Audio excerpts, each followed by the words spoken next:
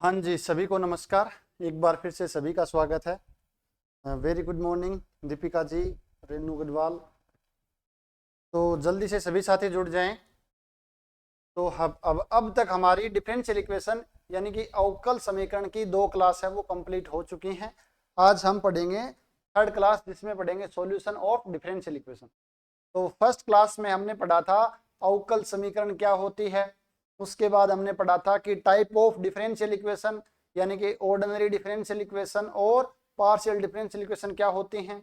उसके बाद हमने देखा था कि किसी भी अवकल समीकरण का ऑर्डर क्या होता है, डिग्री क्या होती है, ऑर्डर और डिग्री क्या होती है, उनके बारे में डिटेल से समझा था। उसके बाद नेक्स्ट क्लास में हमने बात की थी लीनियर और नॉन लीनियर जो डिफरेंशियल इक्वेशन है वो क्या होती हैं, और कुछ एग्जाम्पल देखे थे ऑर्डर और डिग्री के, और लीनियर और नॉन लीनियर के कुछ इंपॉर्टेंट एग्जाम्पल की चर्चा की थी। तो आज हमारा जो मुख्य टॉपिक रहेगा वो रहेगा solution of A differential equation, और वो कितने टाइप के होते हैं। अभी तक हमने पढ़े हैं लगभग जनरल सॉल्यूशन, उसके अलावा हम पढ़ते हैं पर्टिकुलर सॉल्यूशन, और उसके बाद हम पढ़ते हैं सिंगुलर सॉल्यूशन। यानी मेन 3 टाइप के सॉल्यूशन ही हमें देखने को मिलते हैं और पढ़ने को मिलते हैं, और हमारे सिलेबस में भी यही है। तो 2 क्लासों में किसी प्रकार का कोई भी डाउट हो तो आप बोल सकते हो, अदरवाइज हम आज कुछ शुरुआत में 2-3 क्वेश्चन करते हैं, उसके बाद सॉल्यूशन ऑफ डिफरेंशियल इक्वेशन पर बढ़ते हैं। तो सबसे पहले एक क्वेश्चन, 2 क्वेश्चन आपके पास ऑर्डर या डिग्री के हैं, फिर एक क्वेश्चन है वो लीनियर और नॉन लीनियर का। तो क्या गिवन है, उन समस्त परवलयों के अवकल समीकरण की घात और कोटि जिनकी समरूपता x एक्सिस पर हो।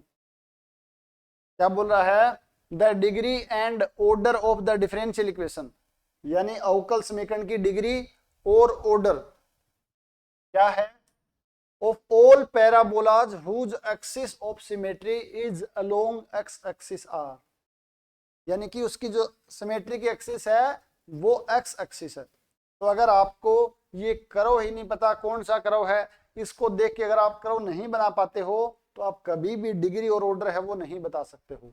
इसलिए आपको शुरुआत के अंदर 2D की जानकारी होनी जरूरी है। 2 डायमेंशनल ज्योमेट्री, परवलय आएगा, यहाँ पर circle, family of circle, family of parabolas, ठीक है ना। तो ये चीजें आपको पता होनी चाहिए पहले से। तो आप मुझे ये बता दो कि ये कौन से परवलयों की बात कर रहा है, ये कौन से परवलयों की बात कर रहा है। उसके बाद हम देख लेंगे ऑर्डर और डिग्री। अगर हमारे पास परवलय की समीकरण आ गई है तो ऑर्डर बताना तो बहुत ही आसान है। उस परवलय में जितने नंबर ऑफ आर्बिट्रेरी कांस्टेंट है, number of independent arbitrary constant है, उतना ही उस डिफरेंशियल इक्वेशन का ऑर्डर हो जाएगा, यानी कि कोटि हो जाएगी। अगर हमें डिग्री निकालनी है तो फिर उस कर्व को क्या करना पड़ेगा, सोल्व करके हमें डिफरेंशियल इक्वेशन में कन्वर्ट करना पड़ेगा, यानी फॉर्मूलेशन ऑफ डिफरेंशियल इक्वेशन करना पड़ेगा। तो वहां से हम उसकी डिग्री भी बता सकते हैं। तो पहले तो ये बताओ कि ये कर्व किस टाइप का है, पैराबोलाज हैं किस टाइप के हैं, all parabolas whose axis of symmetry is along x axis, यानी एक्स एक्सिस के अलोंग बन रहे हैं। तो एक्स एक्सिस के अलोंग तो आपके पास इस टाइप से बनेंगे, इस टाइप के बन सकते हैं, ऐसा हो सकता है, या ऐसा भी हो सकता है, ऐसे भी हो सकता है, या ऐसे भी हो सकता है। तभी तो इसकी सिमेट्री एक्स एक्सिस होगी। हमें ये भी नहीं बोला कि उस साइड खुल रहा है या इस साइड खुल रहा है। लेकिन एक बात हमारी समझ में आ गई कि सिमेट्री ऑफ एक्सिस ये है, तो इसका जो वर्टेक्स है, इसका जो वर्टेक्स है वो सारे के सारे कहां पर स्थित होंगे, एक्स एक्सिस पर स्थित होंगे। तो मान लेते हैं कि इसका जो वर्टेक्स है वो h,0 टाइप का ही होगा, क्योंकि y कोऑर्डिनेट है वो एक्स एक्सिस पे 0 हो जाएगा, y कोऑर्डिनेट है वो एक्स एक्सिस पे 0 हो जाएगा, और x है वो फ्री है, कुछ भी हो सकता है, तो उसको हमने नाम दे दिया h। तो इस केस में अगर आप पैराबोला की इक्वेशन लिखोगे तो आपके पास क्या होता है, ऐसा पैराबोला जिसका वर्टेक्स गिवन हो, तो क्या लिखते हैं अपन, y माइनस a का होल स्क्वायर बराबर 4ax माइनस h। इसी टाइप का होता है ना, जब उसकी एक्स एक्सिस क्या हो, एक्सिस क्या हो, उसकी एक्सिस क्या हो, एक्स एक्सिस हो। एक्स एक्सिस होने का मतलब क्या है, y बराबर 0, y बराबर 0। लेकिन यहां पर तो k का मान 0 गिवन है, ये अपने स्टैंडर्ड इक्वेशन है, ये स्टैंडर्ड इक्वेशन है। लेकिन हम देखेंगे यहाँ पर हियर k का मान क्या है, 0 है। और जैसे ही k का मान 0 है तो आपके पास आ गई y square equals to 4ax minus 4ax minus 4ah। अगर आप यहां से देखो तो आपके पास a और h दो क्या है, इंडिपेंडेंट आर्बिट्रेरी कांस्टेंट हैं। क्या है, इंडिपेंडेंट आर्बिट्रेरी कांस्टेंट है। अगर आप थोड़ा सा इसको और सिंप्लीफाई करो तो अपन सिंप्लीफाई करके लिख सकते हैं कि ये c1x है, ये माइनस या प्लस c2, यानी 4a को c1 मान लिया माइनस 4ah को c2 मान लिया। एक नया कांस्टेंट आ गया ताकि थोड़ी सी जो इक्वेशन है वो देखने में सिंपल सी लगे, सुंदर लगे, इसलिए हम थोड़ा सा इसको और सिंप्लीफाई कर लिया। अब हमें दिख रहा साफ साफ कि c1 और c2 दो आर्बिट्रेरी कांस्टेंट हैं। अगर दो आर्बिट्रेरी है, दोनों इंडिपेंडेंट हैं, तो इसका ऑर्डर 2 हो जाएगा। तो ऑर्डर 2 है तो ऑर्डर 2 आपके पास बी और सी में है, यानी ए ऑप्शन नहीं हो सकता है। ए ऑप्शन है नहीं हो सकता है। अगर चारों ऑप्शनों में हमें एक में ऑर्डर 2 मिलता तो आगे हमें सोल्व नहीं करना पड़ता, डायरेक्ट ही हम लगा देते कि ऑर्डर 2 है। तो इसलिए हमें पहले ऑप्शन भी देखने जरूरी हैं। कई बार ऑप्शन है बहुत आसान बना दिए जाते हैं ताकि उसके बाद उसको पूरे को सोल्व करने की आवश्यकता ही नहीं रहती। अब हमें क्या करना पड़ेगा, डिग्री चाहिए तो इसको सोल्व करना पड़ेगा। दो इंडिपेंडेंट आर्बिट्रेरी कांस्टेंट है तो कम से कम हमें, कम से कम नहीं, एग्जैक्टली हमें 2 बार इसका क्या करना पड़ेगा, डेरिवेटिव करना पड़ेगा। x के सापेक्ष करते हैं तो ये आ जाएगा 2y dy dx, this is equals to c1। Equation number इसको नाम दे दिया 1, ये आपके पास सेकंड हो गई है। एक बार और कर लेते हैं तो आपके पास क्या आ जाएगा, यहां से 2 times y as it is d2y dx2 plus 2 as it is y का डेरिवेटिव करेंगे तो dy dx, और ये dy dx as it is तो क्या हो जाएगा, dy dx का होल स्क्वायर बराबर 0। और यहां से हम देखें तो इसके अंदर दोनों ही आर्बिट्रेरी कांस्टेंट नहीं है, c1 और c2 एलिमिनेट हो गए, 2 से 2 कैंसिल आउट कर दो तो आपके पास आ जाएगा y time d2y dx2 plus dy dx का होल स्क्वायर। अब इस डिफरेंशियल इक्वेशन में आपको बताना है इसका ऑर्डर और डिग्री क्या है। यहां से हमें क्लियरली स्पष्ट दिखाई दे रहा है कि इसका ऑर्डर है वो तो 2 है, ऑर्डर तो 2 है। डिग्री कितनी इसकी, डिग्री जो ऑर्डर निकाला है उसी से बताना है। इसको पावर 1 है, घात 1 है, तो डिग्री कितनी होगी इसकी, डिग्री 1 हो गई है। तो डिग्री 1 है, पहले डिग्री लिखा है फिर ऑर्डर लिखा है, तो option number B is correct. अगर यहाँ पर ऑर्डर पहले होता डिग्री बाद में होता तो आपके पास ऑप्शन नंबर कौन सा फर्स्ट है वो करेक्ट हो जाता। ठीक है ना। तो इस प्रकार हमें आसानी से धैर्यपूर्वक, सबसे पहले हमें ये पता होना चाहिए कि इस क्वेश्चन को टैकल कैसे करना है।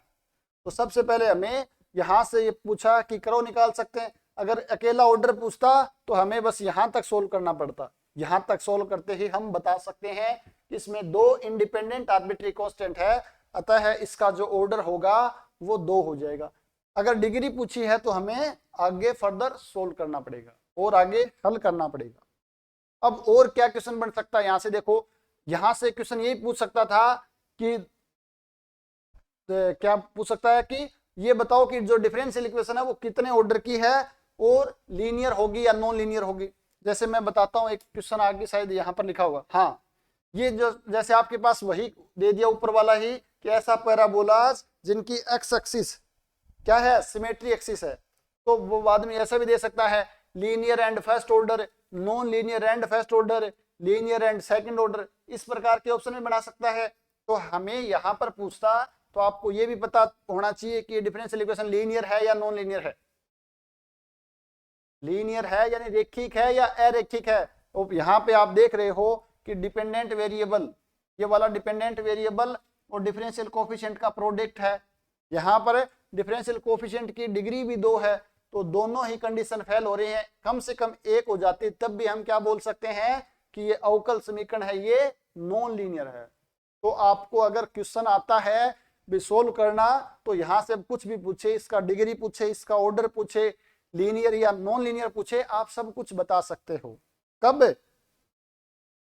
बिल्कुल दिव्यांशी ग्रेड में हमने बता दिया है नॉन लीनियर होगा जब आपको सबसे पहले तो यहां से करो लिखना है, उसके बाद आपको फॉर्मूलेशन ऑफ डिफरेंशियल इक्वेशन आए। तो इसके अंदर इसने डिग्री भी पूछ ली है, इसके अंदर इसने ऑर्डर भी पूछ लिया है, इसके अंदर इसने फॉर्मुलेशन ऑफ डिफरेंशियल इक्वेशन का कंसेप्ट भी पूछ लिया है, और यहां से आप लीनियर और नॉन लीनियर भी पूछ सकता है।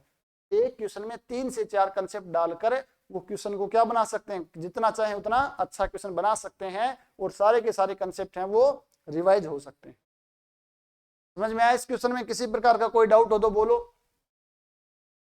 अगर आपको ये नहीं आता है इसका बनाना, ये वाला करो, तो आप इस क्वेश्चन को आगे नहीं बढ़ पाओगे। एक और क्वेश्चन देखते हैं, चलो इसी प्रकार का।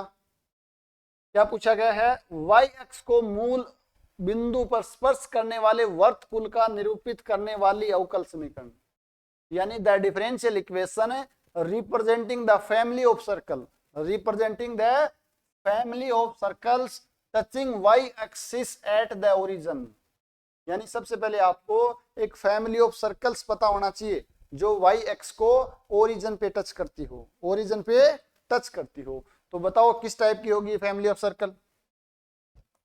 अगर मैं बात करूं फैमिली ऑफ सर्कल जो y एक्स को ओरिजिन पे टच करती हो, y एक्स को, कौन सी एक्सिस, ये y एक्सिस है, ओरिजिन पे टच करने वाले आपके पास ये हो सकता है, ये हो सकता है, ऐसा भी बन सकता है, ऐसा भी हो सकता है। ये क्या है, इसके family of circle, in circles की बात कर रहा है, इन सर्कल्स की बात कर रहा है। तो यहां से आपको सर्कल की इक्वेशन चाहिए फैमिली ऑफ सर्कल की, तो आपके पास सेंटर होना चाहिए, रेडियस होनी चाहिए। सर्कल और सर्कल निकालने के लिए सेंटर और रेडियस चाहिए। अगर आप यहां पर देखोगे तो किसी में मान लो इसके लिए सेंटर ये हो जाएगा, इसके लिए ये हो जाएगा, अलग अलग हुआ। तो एक मान लेते हैं इसका सेंटर कितना है h, एक्स एक्सिस पर y कोऑर्डिनेट 0, y कोऑर्डिनेट 0। अगर ये h, 0 है तो इसकी रेडियस भी कितनी होगी, इसकी रेडियस भी h हो जाएगी। तो जो फैमिली ऑफ सर्कल है वो क्या बनेगा, वो बनेगा x माइनस एच का स्क्वायर प्लस वाई स्क्वायर बराबर h स्क्वायर। क्योंकि सेंटर h, 0 है तो x माइनस एच का स्क्वायर प्लस y माइनस 0 का स्क्वायर, और रेडियस h है तो कितना हो जाएगा, h स्क्वायर हो जाएगा, h स्क्वायर हो जाएगा। अब यहां से हमें क्या पता चल रहा है, ऑर्डर हम बता सकते हैं। इसमें नंबर ऑफ आर्बिट्रेरी कांस्टेंट कितने हैं, एक ही है h। h को हम क्या कर सकते हैं, वेरिएबल है आपके पास, बढ़ा घटा सकते हैं। पैरामीटर h है तो एक ऑर्डर होगा, तो जहां जहां फर्स्ट ऑर्डर है वो हो जाएगी, सेकंड ऑर्डर वाला कैंसिल आउट, c और d कैंसिल आउट। दो में फर्स्ट ऑर्डर है। अब हमें बताना है लीनियर या नॉन लीनियर, तो उसके लिए हमें क्या करना पड़ेगा, इसको डिफरेंशियल इक्वेशन में कन्वर्ट करके ही हम बता सकते हैं, ठीक है ना। अब हमें क्या करना है, इसको सोल्व करना है। तो थोड़ा सा हमें और सिंप्लीफाई कर लेते हैं। यहाँ से इसका स्क्वायर खोल देंगे तो x square plus h square minus 2xh plus y square बराबर h स्क्वायर। एच स्क्वायर से एच स्क्वायर कैंसिल आउट हो रहा है, तो x square minus 2xh plus y square बराबर 0। ये आपके पास क्या है, एक फैमिली ऑफ कर्व है इन सर्कल्स की। इनको हमें क्या करना है, h को एलिमिनेट, तो एक बार x के सापेक्ष अवकलन कर देते हैं, 2x minus 2h plus 2y dy dx, 2y dy dx बराबर 0। सही है, 2 से 2 कैंसिल आउट कर दो सभी जगह। h का मान यहां से आप देखोगे तो h का मान आपके पास कितना जाएगा, 2 से 2 कैंसिल आउट, h को साइड लेके तो x plus y dy dx। ये h का मान आपको कहाँ रखना है, उठाकर आप यहां रख सकते हो, आप चाहो तो यहां पर रख सकते हो, जो आपको अच्छा लगे। यहाँ पर रखेंगे ज्यादा बढ़िया रहेगा। तो यहाँ पर आपके पास देखो क्या आ जाएगा, x square plus y square को मैं एक साथ लिख लेता हूँ, x square plus y square को एक साथ लिख लेता हूँ, माइनस 2 टाइम एक्स, और एच का मान आ गया है x plus y d y d x बराबर 0। तो अब यहां से आप बता सकते हो इजिली, और ज्यादा सोल्व करने की आवश्यकता नहीं है। क्यों, क्योंकि टाइम ज्यादा वेस्ट होगा। हमें तो लीनियर और नॉन लीनियर चेक करनी है। तो यहाँ पर डिपेंडेंट वेरिएबल और डिफरेंशियल कोफिशिएंट का प्रोडक्ट आ रहा है, डिपेंडेंट वेरिएबल और डिफरेंशियल कोफिशिएंट का प्रोडक्ट आ रहा है, this implies it is a non linear हो जाएगी। तो आपके पास ऑप्शन कौन सा करेक्ट हो जाएगा, nonlinear and first order, option B is a correct option. समझ में आया चीजें, बताओ यहां तक किसी प्रकार की कोई डाउट हो तो अब जो क्वेश्चन है वो इस प्रकार के आएंगे। तीन तीन चार चार कंसेप्ट उसी के अंदर। ये डायरेक्ट नहीं कि आपको दे दिया गया कि बताओ इस डिफरेंशियल इक्वेशन के ऑर्डर कितना है, डिग्री कितनी है। क्या अब वो थोड़ा सा अगर लॉजिकल क्वेश्चन है या थोड़ा सा क्वेश्चन का लेवल बढ़ाएंगे तो इस टाइप के क्वेश्चन आपको देखने को मिलेंगे। बहुत से साथी तो इस टाइप की फैमिली ऑफ सर्कल ही नहीं बना पाएंगे, तो वो क्वेश्चन को वैसे ही टच नहीं करेंगे। अगर आपके 2D के basic concept parabola, circle, ellipse, hyperbola वो क्लियर होंगे तभी आप इनको क्या कर पाओगे, अटेम्प्ट कर पाओगे। कोई डाउट इनमें बताओ, यस या नो में बताओ भाई। इसमें इस टाइप के क्वेश्चन अगर आप अब आते हैं तो आप इजीली अटेम्प्ट कर सकते हो और करने भी चाहिए आपको। कमेंट करके बताओ, कोई भी प्रकार का डाउट हो तो हम इसको दोबारा देखें, अदरवाइज हम फिर आगे बढ़ते हैं। नो डाउट, चलो वेरी गुड। डाउट होने भी नहीं चाहिए, अब भी डाउट है तो अब क्या कर सकते हैं, आपको 2D वाला पार्ट इतना अच्छे से किया कराया हुआ है, ऑर्डर डिग्री इतना अच्छे से, इतने अच्छे अच्छे एग्जाम्पल लेके करवाया हुआ है, अब भी डाउट है तो उसका तो फिर कोई सॉल्यूशन है नहीं जब तक आप नहीं बताओगे। अगर बताओगे तो अपन और भी टाइम लगा सकते हैं, क्योंकि शुरुआत में मैंने बोल रहा हूँ बार बार आपको, शुरुआत की 5 से 6 क्लास है वो बिल्कुल स्लो स्लो चलेंगे ताकि आपकी बेस, आपकी नींव मजबूत हो जाएगी, तो उसके बाद आगे तो कोई भी जोर ही नहीं आएगा। आगे तो सिंपल सोल्व करना, इंटीग्रेशन करना है। अवकल समीकरण सबसे ज्यादा आसान है, उसमें कुछ नहीं करना, इंटीग्रेशन करना है। लेकिन शुरुआत के अंदर जो 4-5 क्लासेस में बेसिक कंसेप्ट हैं, order, degree, differential equation, linear, non linear, solution, first order, first degree, ये होती क्या चीजें हमें ये तो पता होना चाहिए, और उसके बाद आगे चीजें हैं वो आसान। एक क्वेश्चन और देखते हैं जो इस बार फर्स्ट ग्रेड में पूछा गया था कि इफ y बराबर yx then which of the following differential equation is linear. आपसे पूछा है कि निम्न में से कौन सी अवकल समीकरण है वो रेखिक अवकल समीकरण है या लीनियर। 4 ऑप्शन है। ये क्वेश्चन पहले गेट या नेट में पूछा गया था। दीपिका खिचड़ में बोले ऑप्शन सेकंड इज करेक्ट। आप बताओ भाई, तभी इसके अंदर ऑप्शन बताएंगे जो आपको आए, जैसा आए, गलत सही जो भी है कोई बात नहीं, अपन देखेंगे, गलती होगी तभी तो सीखेंगे। जल्दी जल्दी कमेंट करके बताएं कौन सा ऑप्शन है वो करेक्ट है, first, second, third, fourth. Krishna Sharma, Divyansh cigarette, सभी का ऑप्शन सेकंड करेक्ट आ रहा है, किसी का फर्स्ट, थर्ड, फोर्थ नहीं आ रहा। एक दो तो ऐसे भी होने चाहिए जिसका फर्स्ट या थर्ड या फोर्थ भी आए। सभी का सेकंड, शाबाश, वेरी गुड। इसका मतलब है लीनियर और नॉन लीनियर का जो कंसेप्ट है वो बिल्कुल ही क्लियर है आपके, अच्छे से क्लियर। चलो अच्छी बात है, देख लेते हैं कि फर्स्ट, थर्ड और फोर्थ क्यों नहीं है। लीनियर के केस में हमने 3 चीजें पढ़ी थी कि कोई भी अवकल समीकरण है वो रेखिक या लीनियर कब होती है, जब डिपेंडेंट वेरिएबल और डिफरेंशियल कोफिशिएंट की डिग्री 1 हो यानी घात 1 हो।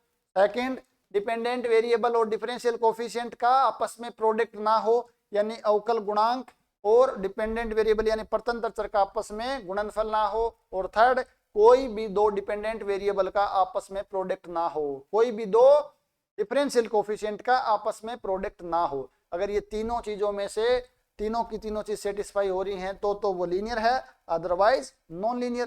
तो यहां पर आप देखो इसमें तो डिपेंडेंट वेरिएबल की डिग्री क्या है, 1/2, 1 नहीं है, दिस इज नॉट लीनियर।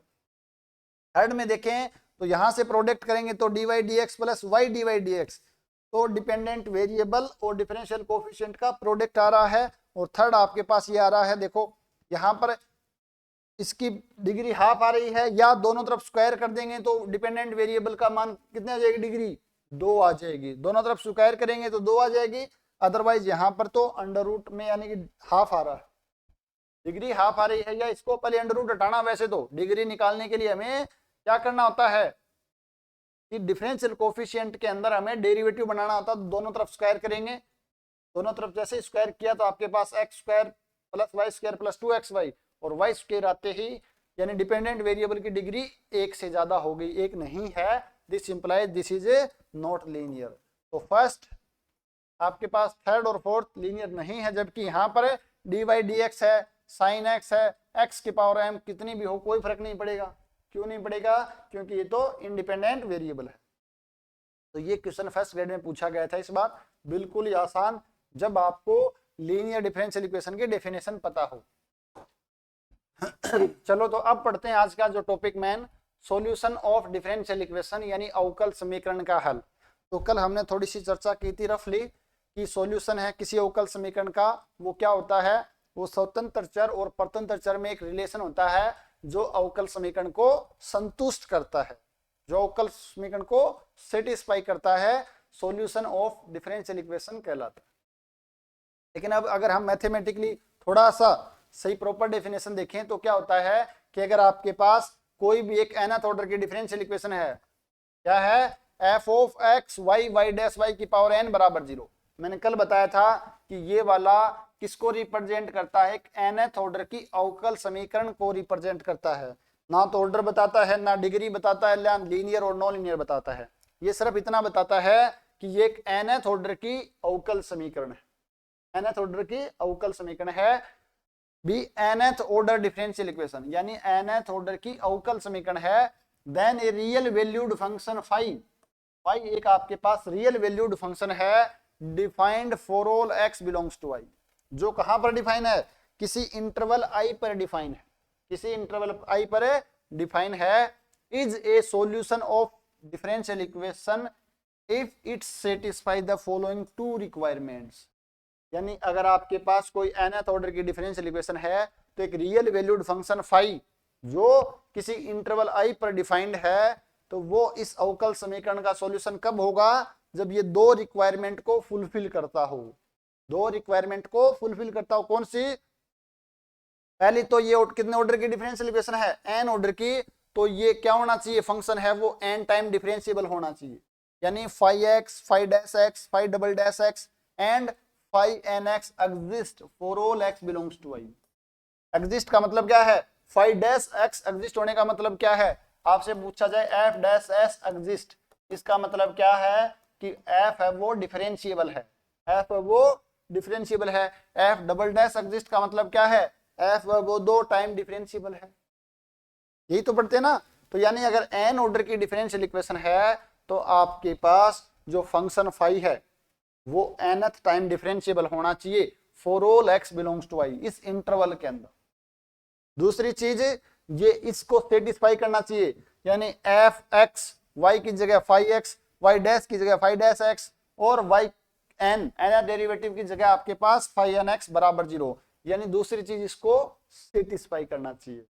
तब हम क्या बोलेंगे कि फाई x है वो इस अवकल समीकरण का सॉल्यूशन है, इस अवकल समीकरण का एक हल है, एक हल। बताओ समझ में आया कि नहीं आया कंसेप्ट। सॉल्यूशन क्या होता है, अगर डिफरेंशियल इक्वेशन दो ऑर्डर की है तो एक ऐसा फलन मिलेगा जो दो बार डिफरेंशिएबल होगा और उसको डेरिवेटिव का मान हम यहां पर रखेंगे, डिपेंडेंट वेरिएबल रखेंगे, इंडिपेंडेंट वेरिएबल रखेंगे। डिपेंडेंट वेरिएबल आपके पास ये y, ये इंडिपेंडेंट वेरिएबल और उनके डेरिवेटिव रखेंगे, तो उस अवकल समीकरण को सेटिस्फाई करेगा, संतुष्ट करेगा, तो वो क्या कहला जाएगा, सॉल्यूशन कहलाएगा, उसका हल कहलाएगा। बताओ कोई समस्या, अगर ये कंसेप्ट क्लियर है आपके तो मैं एक छोटा सा क्वेश्चन आपसे पूछता हूं। अगर ये क्वेश्चन आपने कर दिया तो इसका मतलब आपका कंसेप्ट क्लियर हो गया, अदरवाइज छोटी सी मिस्टेक है। क्या क्वेश्चन है देखो कि इफ y बराबर x mod x is a solution of nth order differential equation defined for all x belongs to r, क्या बोला है, प्रत्येक x belongs to r के लिए डिफाइन है। then possible values of n is, the possible value of n is, यानी यदि y बराबर x mod x जो कि डिफाइन है for all x belongs to r, n कोटि की अवकल समीकरण का हल है, तब n का संभावित मान है, n का संभावित मान क्या है, 2 है या 3 या 3 से बड़ा है, 1 है या 3 के बराबर है, इनमें से कौन सा ऑप्शन करेक्ट है, आराम से सोच समझकर ही जवाब देना है। आराम से पढ़ो क्या लिखा हुआ है पहले।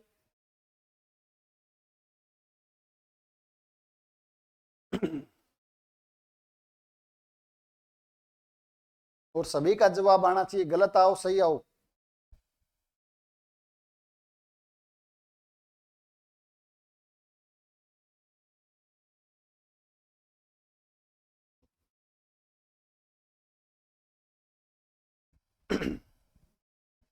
इसमें कोई कैलकुलेशन नहीं करनी है आपको, कुछ सॉल्यूशन नहीं करना है, बिल्कुल बेसिक कंसेप्ट, लॉजिकल कंसेप्ट अगर आपके समझ में आ गया तो आप आसानी से कर सकते हो। अगर वो कंसेप्ट नहीं पकड़ में आया तो आपके समझ में नहीं आएगा हो क्या रहा है, कैसे हो रहा है।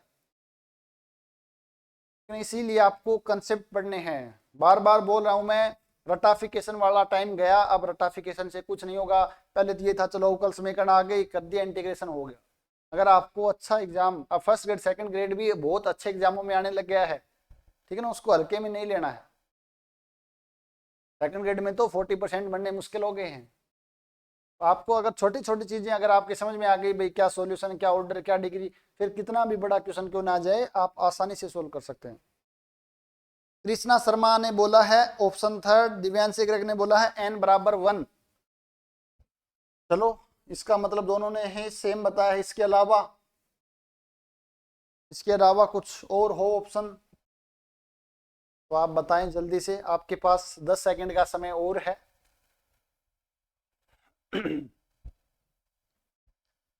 Divyansh Greg, since it is not differentiable twice, बिल्कुल सही आंसर है।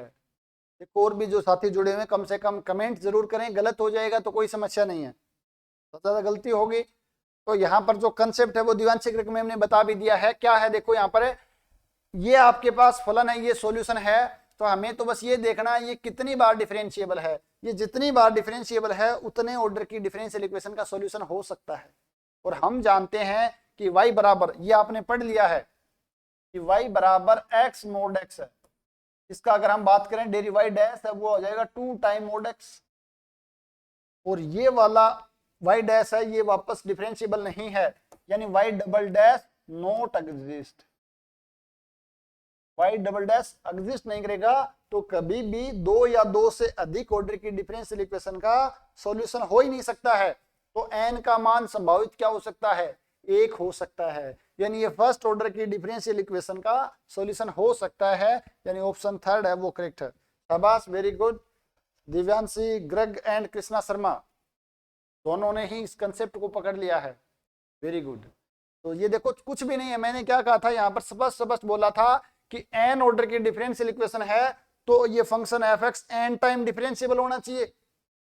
तो हमें यहाँ पर पता है कि ये फंक्शन तो सिर्फ और सिर्फ एक बार ही अवकलनीय है, एक बार ही डिफरेंशिएबल है, तो ज्यादा से ज्यादा ये एक ऑर्डर की डिफरेंशियल इक्वेशन का ही सॉल्यूशन हो सकता है, दो और दो से ज्यादा वाले नहीं हो सकता। तो ए बी डी तो वैसे ही कैंसिल आउट हो गए, बचा आपके पास सी। इतना आसान क्वेश्चन है, कब, जब आपको डेफिनेशन पता है।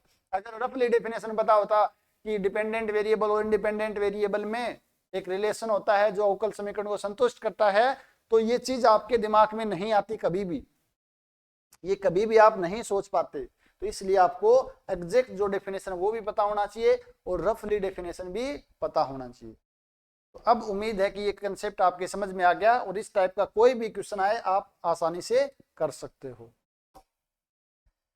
नेक्स्ट अब हम देखते हैं अवकल समीकरण के हलों का वर्गीकरण, यानी अवकल समीकरण के जो सॉल्यूशन है वो कितने टाइप के होते हैं। तो सॉल्यूशन है वो हम मेनली 3 टाइप के पढ़ते हैं। फर्स्ट जो सॉल्यूशन उसको हम बोलते हैं जनरल सॉल्यूशन। जनरल सॉल्यूशन का दूसरा नाम हम कंप्लीट सॉल्यूशन भी बोलते हैं।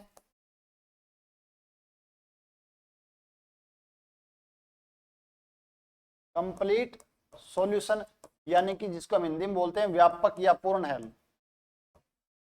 व्यापक या पूर्ण हल। एक चीज ध्यान में रखना, हम बात कर रहे हैं ऑर्डिनरी डिफरेंशियल इक्वेशन की, साधारण अवकल समीकरण की। जब हम पीडी पढ़ेंगे तो वहां पर कंप्लीट सॉल्यूशन और जनरल सॉल्यूशन दोनों अलग अलग हो जाएंगे, लेकिन ओडी के अंदर ये दोनों एक ही हैं। उसके बाद सेकंड हम पढ़ते हैं पर्टिकुलर सॉल्यूशन। पर्टिकुलर सॉल्यूशन या इसको हम बोलते हैं पर्टिकुलर इंटीग्रल, शॉर्ट में लिख देता हूं मैं पीआई, पर्टिकुलर इंटीग्रल, यानी इसको बोलते हैं विशेष समाकल या विशेष समाकलन, विशेष हल या विशेष समाकलन, समाकल। जब हम पढ़ेंगे differential equation with constant coefficient linear वाली, तो वहां पर आपके पास पीआई और सीएफ निकालना पड़ेगा। तो इसको या तो विशेष हल बोलो या विशेष समाकल बोलो। और थर्ड आपके पास आता सिंगुलर सॉल्यूशन यानी कि विचित्र हल। सिंगुलर सॉल्यूशन है इसको हम बोलते हैं विचित्र हल। तो ये आपके पास क्या है, तीन टाइप के सॉल्यूशन होते हैं डिफरेंशियल इक्वेशन के। जनरल सॉल्यूशन, उसके बाद हम बात करें तो पर्टिकुलर सॉल्यूशन, और उसके बाद हम बात करें तो सिंगुलर सॉल्यूशन। तो वन बाय वन करके हम देखते हैं। तो सबसे पहले जो आपका आता है वो है जनरल सॉल्यूशन। तो क्या होता है जनरल सॉल्यूशन, बताओ। इसको बोले कंप्लीट सॉल्यूशन या जनरल सॉल्यूशन होता क्या है? जब आपसे कोई पूछा जाए कि किसी भी अवकल समीकरण के जनरल सॉल्यूशन से आप क्या समझते हो, तो आप क्या बोलोगे कि अगर किसी करव के अंदर, या मैं बोलूं ऐसे बोले कि जनरल सॉल्यूशन का मतलब क्या है कि ऐसा सॉल्यूशन जिसमें number of independent arbitrary constant की जो संख्या है वो ऑर्डर ऑफ डिफरेंशियल इक्वेशन के बराबर हो जाए। नंबर ऑफ इंडिपेंडेंट जो आर्बिट्री कांस्टेंट है उनकी संख्या ऑर्डर ऑफ डिफरेंशियल इक्वेशन के इक्वल हो जाती है, तो ऐसा सॉल्यूशन क्या कहलाता है? ऐसा सॉल्यूशन जनरल सॉल्यूशन या कंप्लीट सॉल्यूशन कहलाता है। यानी अगर सॉल्यूशन के अंदर स्वेच्छ अचरों की संख्या जो क्या हो, लीनियरली इंडिपेंडेंट हो, उनकी संख्या अवकल समीकरण की कोटि के बराबर हो जाती है, तो ऐसे सॉल्यूशन क्या कहलाते हैं? ऐसे सॉल्यूशन है वो जनरल सॉल्यूशन कहलाते हैं। बस लिखा हुआ यहां पर any solution of nth order differential equation which contains an independent arbitrary constant, independent जरूरी है, arbitrary constant is called general solution. यानी n ऑर्डर की अवकल समीकरण है तो उसमें n आर्बिट्री कांस्टेंट होने चाहिए। मैंने भी यही बोला है कि जितना ऑर्डर है उतने क्या होने चाहिए? आर्बिट्री कांस्टेंट होने चाहिए जो इंडिपेंडेंट है। क्या कहलाता है? अवकल समीकरण का हल कहलाता है। तो हिंदी में चाहो तो लिख सकते हैं, अदरवाइज उसमें ज्यादा कुछ है नहीं। अगर हम लिखें ऐसा हल जिसमें इंडिपेंडेंट को क्या बोलते हैं अपन? आर्बिट्री कांस्टेंट, स्वतंत्र स्वेच्छ अचरों की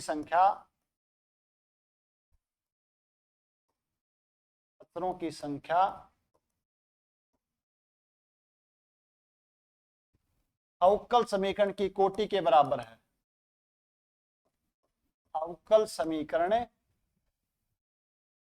की कोटि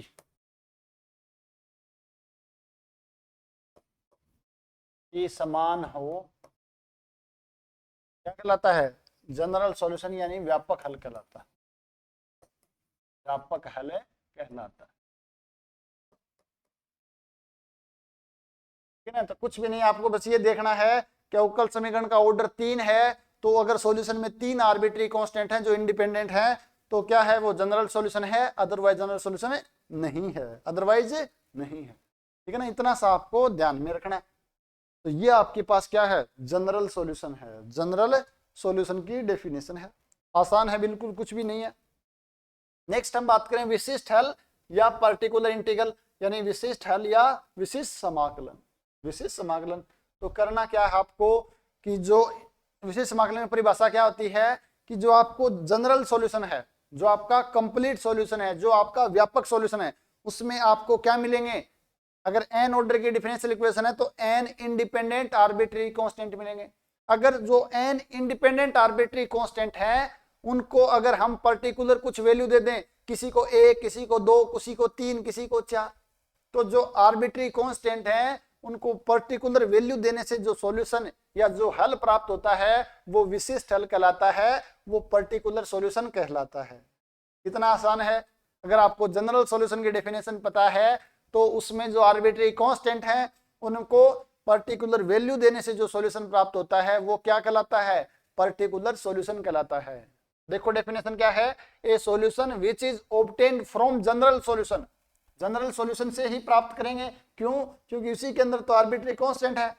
bye taking some particular value of arbitrary constant is called particular solution. यानी जनरल सॉल्यूशन में जो इंडिपेंडेंट आर्बिट्री कांस्टेंट है उनका पर्टिकुलर वैल्यू लेने पर जो सॉल्यूशन प्राप्त होता है वो सॉल्यूशन क्या कहलाता है? विशिष्ट हल कहलाता है, पर्टिकुलर सॉल्यूशन कहलाता है। आसान है, कोई भी ज्यादा कुछ इसमें है नहीं। तो जनरल सॉल्यूशन और पर्टिकुलर सॉल्यूशन है बहुत ही आसान है। पर्टिकुलर सॉल्यूशन है वो जनरल सॉल्यूशन से ही हम प्राप्त करते हैं। अब एक ऐसा सॉल्यूशन आता है जिसको हम जनरल सॉल्यूशन की हेल्प से कभी भी फाइंड नहीं कर पाते हैं। तो ऐसा जो सॉल्यूशन है वो क्या कहलाता है, उसको हम बोलते हैं विचित्र हल, सिंगुलर सॉल्यूशन। इसका नाम ही ऐसा विचित्र, नहीं कहते विचित्र प्राणी है क्या, जो समझ में ना आए कहाँ से आया है कैसे आया है। तो विचित्र का मतलब क्या हो, अपने आप में अलग हो। तो ऐसा सॉल्यूशन जो जनरल सॉल्यूशन से प्राप्त नहीं किया जा सकता क्या कहलाता है, सिंगुलर सॉल्यूशन कहलाता है। देखो क्या डेफिनेशन है, ए singular solution is the envelope of family of solution. ये इंपॉर्टेंट चीज है, आपको बुक में जो अपन जेपीएच वाले में पढ़ते हैं वहां पर नहीं मिलती, वहां पर सीधा ऐसा ही लिखा मिलता है कि ऐसा हल जिसको हम जनरल सॉल्यूशन से प्राप्त नहीं करते क्या कहलाता है, सिंगुलर सॉल्यूशन कहलाता है। A singular solution is the envelope of family of solution can't be obtained from general solution by giving particular values of arbitrary constant। यानी जनरल सॉल्यूशन में जो आर्बिट्री कांस्टेंट है उनको कुछ पर्टिकुलर वैल्यू देने से जो सॉल्यूशन प्राप्त नहीं किया जाता है उसको क्या बोलते हैं, सिंगुलर सॉल्यूशन बोलते हैं। लेकिन यहाँ पे एक वर्ड आया है, देखो ध्यान, envelope of family of solution, envelope of the family of solution. जो आपके पास जनरल सॉल्यूशन में फैमिली ऑफ सॉल्यूशन है ना, उसका एनवेलोप होता है सिंगुलर सॉल्यूशन। अब आप कहोगे सर ये एनवेलोप क्या होता है, इसको लिखते हैं अपन एनवेलोप,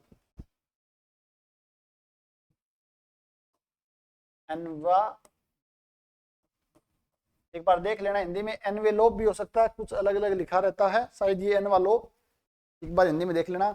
तो देखो, a singular solution is tangent to every solution of family of solution. Family of solution की बात क्या है, फैमिली ऑफ सॉल्यूशन का मतलब क्या है, आपके पास जो सॉल्यूशन आता है उसमें आर्बिट्री कांस्टेंट आते हैं, आर्बिट्री कांस्टेंट आते हैं। C1 C2 अगर दो ऑर्डर की है तो C1 C2 का मान हम कुछ भी रखें हमें क्या मिलेगी, एक फैमिली ऑफ सॉल्यूशन मिलेगी। जैसे हमने फैमिली ऑफ वक्र से ये x square plus y square बराबर a स्क्वायर, ये आपके पास फैमिली ऑफ कर्व है। यहां से हमने क्या निकाली थी, डिफरेंशियल इक्वेशन निकाली थी।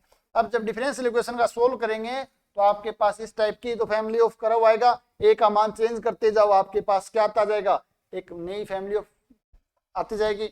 तो ये आपके पास ए का मान जैसे जैसे चेंज कर रहे हैं तो अपने पास क्या मिल रहे हैं, अनेक वक्र मिल रहे हैं, उन सभी वक्र को क्या बोलते हैं, फैमिली ऑफ कर्व।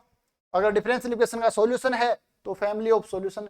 तो जो फैमिली ऑफ सॉल्यूशन है यानी जनरल सॉल्यूशन है, उसके प्रत्येक कर्व के ऊपर टेंजेंट होती है कौन, सिंगुलर सॉल्यूशन। टेंजेंट होता है कौन, सिंगुलर सॉल्यूशन। तो ये लिखा है singular solution is tangent to every solution of a family of solution. तो अब आपके दिमाग में आएगा सर ये एनवेलोप क्या होता है। तो हम बात करें एनवेलोप की तो क्या है, an envelope of a family of curve.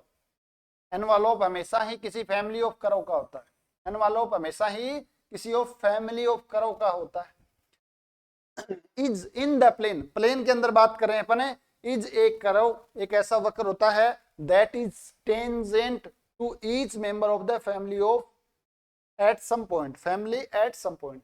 यानी आपके पास कोई फैमिली ऑफ कर्व है, कोई भी फैमिली ऑफ कर्व है, उसके किसी न किसी पॉइंट पर प्रत्येक कर्व के ऊपर क्या होता है, टेंजेंट होता है, वही क्या कहलाता है, एनवेलोप कहलाता है।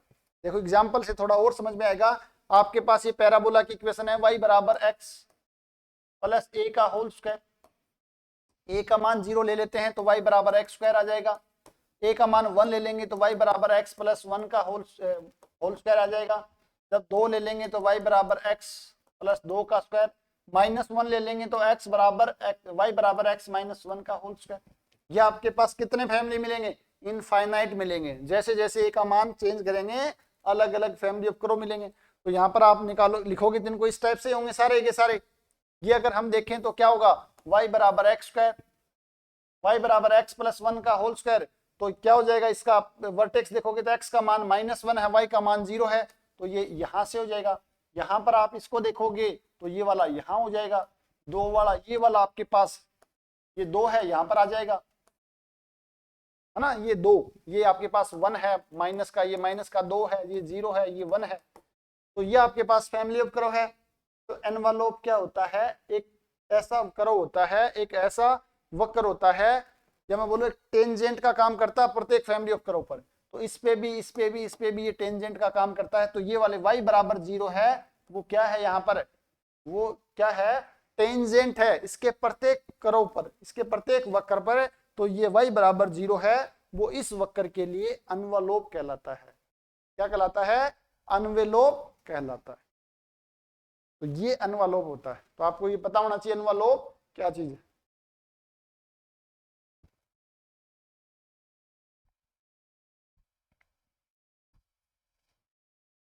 ठीक है, अब कोई समस्या नहीं होनी चाहिए।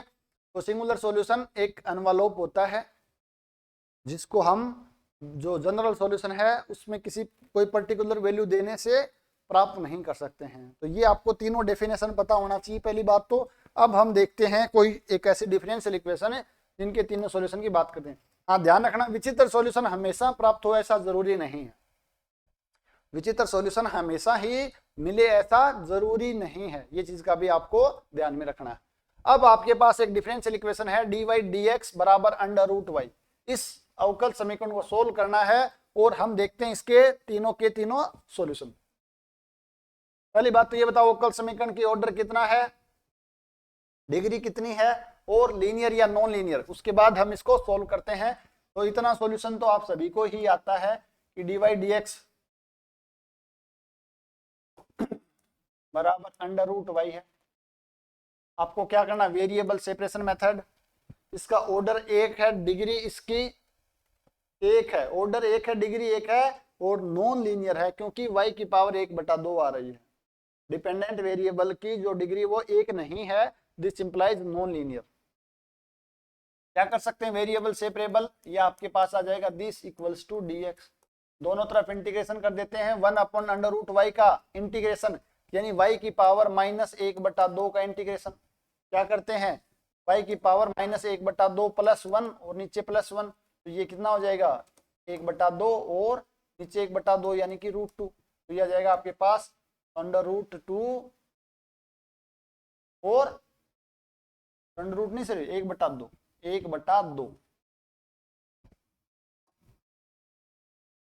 नीचे 1/2 जाएगा तो ऊपर आ जाएगा, ये आ जाएगा 2√y। This is equals to x plus में c। तो आपके पास आ गया ये सॉल्यूशन है। इसमें ऑर्डर कितना है, एक ऑर्डर है, तो एक आर्बिट्रेरी क्या आ गया आपके पास, कांस्टेंट। वहां पर c क्या है, आर्बिट्रेरी कांस्टेंट। तो ये इसका कौन सा सॉल्यूशन है, एक ऑर्डर की अवकल समीकरण है, एक इसके अंदर इंडिपेंडेंट आर्बिट्रेरी कांस्टेंट है। This is called general solution, GS short में लिखेंगे अपन है जनरल सॉल्यूशन। अब अगर हमें c का मान 1 देना है तो आपके पास √2y बराबर x प्लस 1, c का मान 2 दे देंगे तो 2y बराबर x प्लस 2, 5 दे देंगे तो 2√y बराबर x प्लस 5। ये क्या हो जाएगा आपके पास, ये सारे के सारे आपके पास पर्टिकुलर इंटीग्रल या पर्टिकुलर सॉल्यूशन हो जाएंगे। तो √2√y बराबर x प्लस 1 क्या है आपके पास, एक पर्टिकुलर सॉल्यूशन है। अब हम यहां से देख रहे हैं कि इस अवकल समीकरण को देखो कि y बराबर 0 इसका सॉल्यूशन है। y बराबर 0 ये फंक्शन डिफरेंशिएबल है, y बराबर 0 x एक्सिस होती है। अब y का मान यहां रखो 0, तो इसका डेरिवेटिव करेंगे तो कितना आ जाएगा, dy dx भी 0 आएगा, और यहां पर भी 0 है तो सेटिस्फाई करा 0 बराबर 0। तो ये भी क्या है, ये भी एक सॉल्यूशन है, ये भी इसका सॉल्यूशन है जो सिंगुलर सॉल्यूशन है। और ये वक्र आप बनाओगे तो आपके पास कितना हो जाएगा, अगर यहां से देखो y बराबर x प्लस c/2 का होल स्क्वायर, x/2c का होल स्क्वायर। तो ये वाला जो अभी बनाया था अपन ने उस टाइप के ही पैराबोलाज बनेंगे, तो वहां पर आपके जो x एक्सिस है यानी y बराबर 0 है वो इसकी टेंजेंट हो जाएगी, यानी ये क्या है, इसका सिंगुलर सॉल्यूशन है।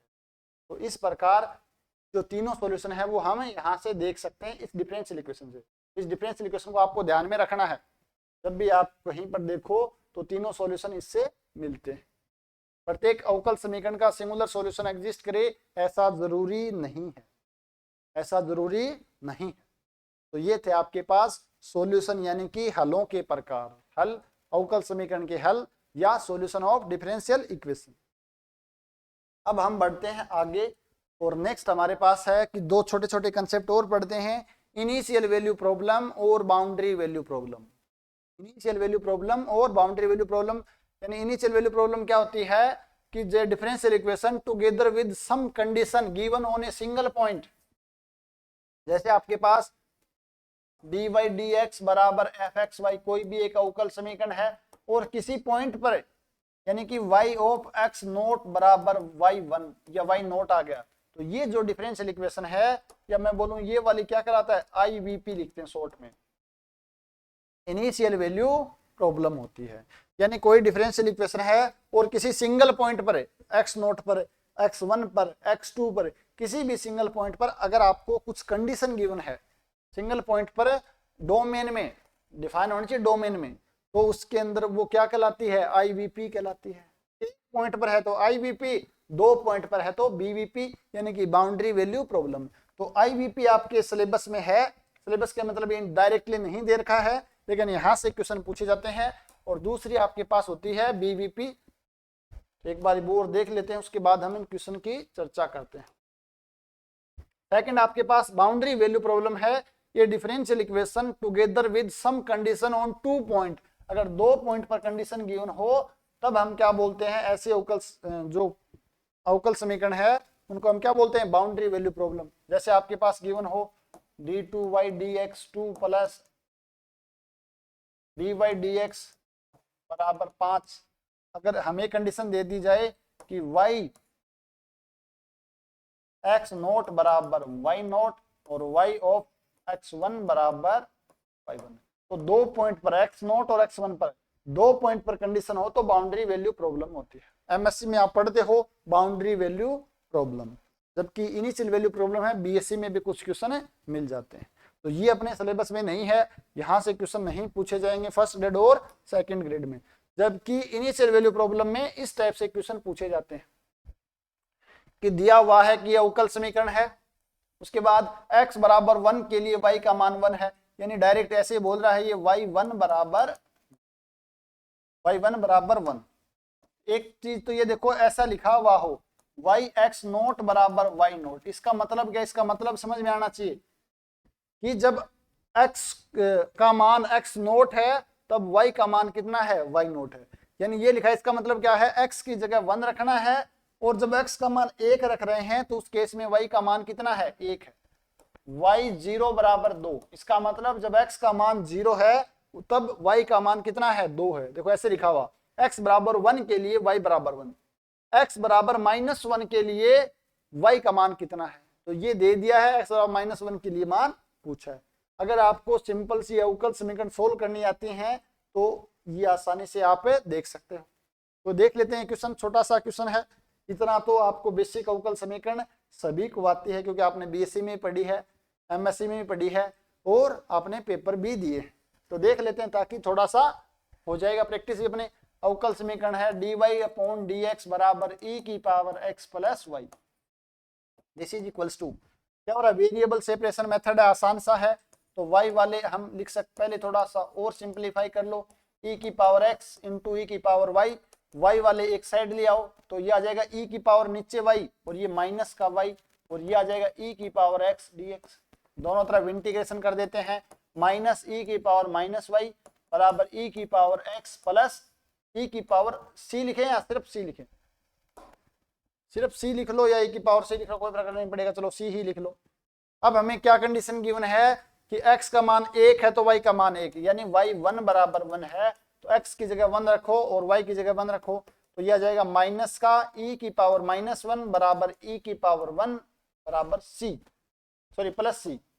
यहां से आप देखोगे c का मान है वो हो जाएगा, ये है माइनस e की पावर 1 अपॉन ये इधर आएगा, तो इसको लिख दो e की पावर 1 का मतलब 1, ये माइनस का ही आएगा, माइनस का साइन, e की पावर -1 का मतलब क्या है, 1 अपॉन में e, तो ये c का मान यहां पर रख देते हैं, तो माइनस e की पावर -y बराबर e की पावर x, c की जगह रख दिया अपन ने माइनस का e -1 अपॉन, और जैसे हमें क्या पूछा, x का मान -1 पर पूछा है, x बराबर -1 पर कितना मान होगा, तो यहाँ पर x की जगह -1 रख देते हैं, तो माइनस का चिन्ह e की पावर -y बराबर e की पावर -1 माइनस e -1 अपॉन, तो ये -1 अपॉन e और ये कैंसिल आउट, क्योंकि ये प्लस का है और ये माइनस का है, माइनस से माइनस कैंसिल आउट, ये माइनस है और ये माइनस कैंसिल आउट, तो आपके पास आ जाएगा e की पावर -y बराबर e की पावर 1 अगर हम तुलना करेंगे तो y बराबर माइनस वाई बराबर 1 यानी कि y बराबर माइनस का 1। तो y बराबर -1 किस में आ रहा है? आपके डी ऑप्शन में आ रहा है। किसमें आ रहा है? डी ऑप्शन में आ रहा है। तो इस क्वेश्चन को आपको थोड़ा सा सावधानी पूर्वक करना है, क्योंकि यहाँ पर जो कैलकुलेशन है वो बहुत ही गड़बड़ होने की संभावना रहती है। तो एक बार आप खुद दोबारा करना इसको बिना देखे कि आपको कैलकुलेशन है वो e की पावर -1 है, साथ में माइनस ई है, तो थोड़ा सा कंफ्यूजन रहता है। तो इसलिए सावधानी पूर्वक इन चीजों को करना है। कृष्णा शर्मा बता रहे ऑप्शन नंबर सेकंड, इस क्वेश्चन में सेकंड नहीं आएगा, डी ऑप्शन आएगा। गलती होने की संभावना, हो सकता है मेरी कैलकुलेशन भी हो, एक बार आप चेक कर लेना, मेरी कैलकुलेशन में भी मिस्टेक हो सकती है, ठीक है ना। तो एक बार आप कैलकुलेशन जरूर चेक करना। अगर किसी ने किया है तो आप देखो डी किसी का है क्या? डी ऑप्शन है वो किसी का आया क्या? कैलकुलेशन में मिस्टेक होने की संभावना बहुत ज्यादा है, हालांकि क्वेश्चन है वो आसान है।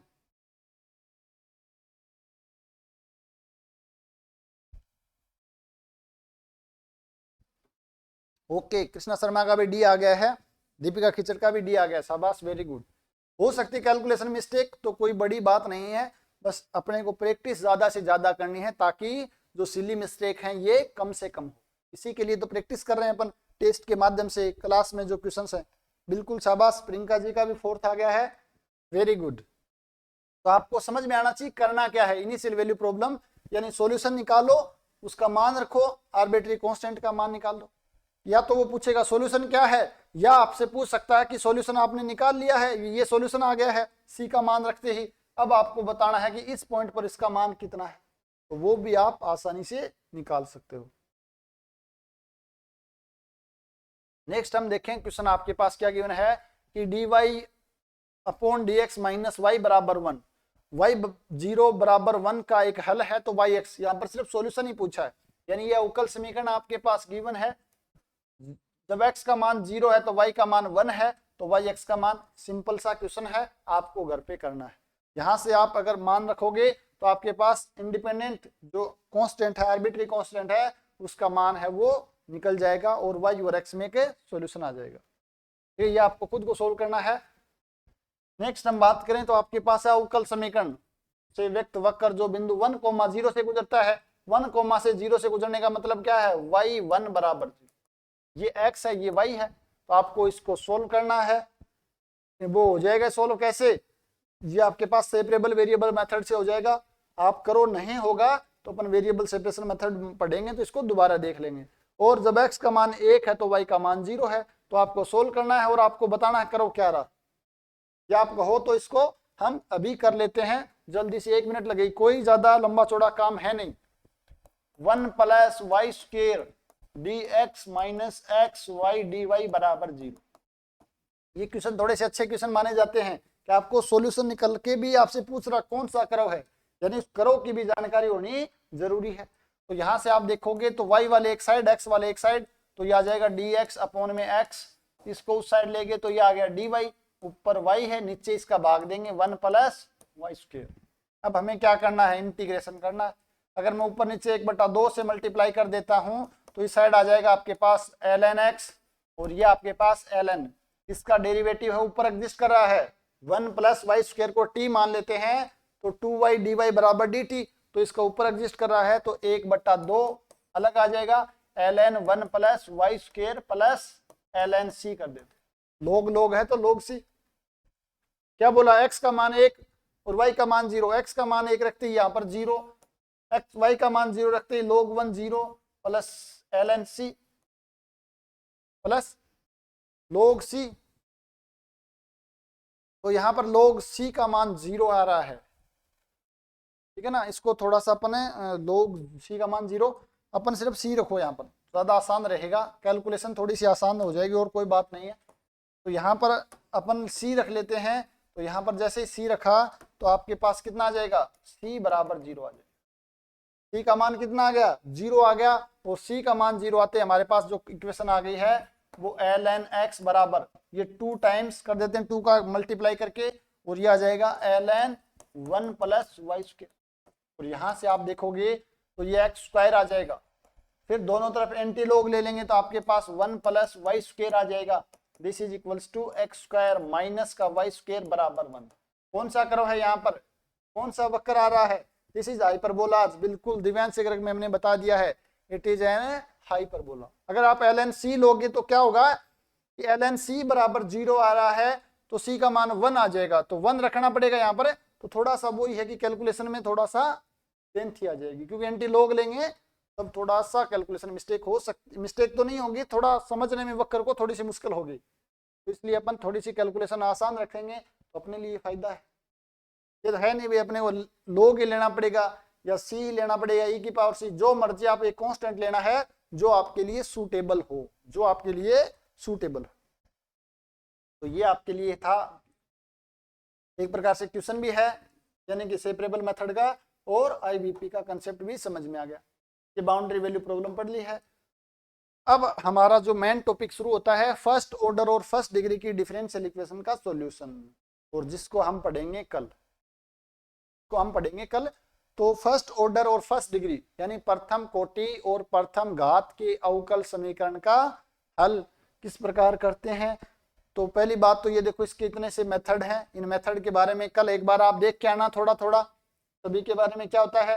फिर कुछ मेथड ये हैं।